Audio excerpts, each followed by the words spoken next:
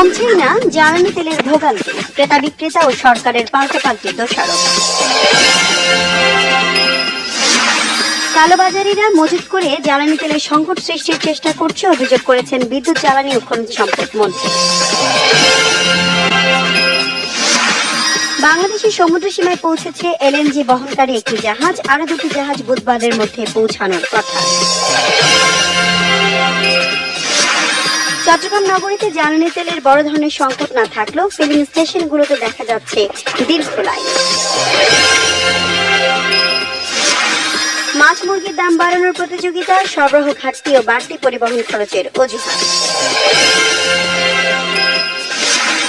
দীর্ঘ ছুটি শেষে রাজধানীতে ফিরছে মানুষ, অতিরিক্ত চাপ না থাকায় স্বস্তির যাত্রা।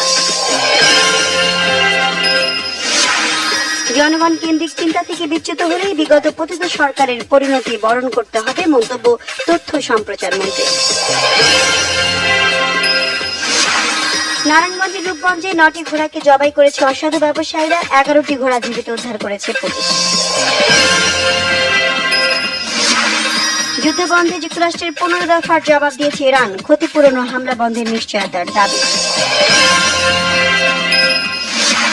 পিএসএল এ অভিষেকটা ভালো হয়নি পারভেজের, 1 উইকেট নিয়ে লাহোর কালান্দাসের জয়, মুস্তাফিজের অবদান।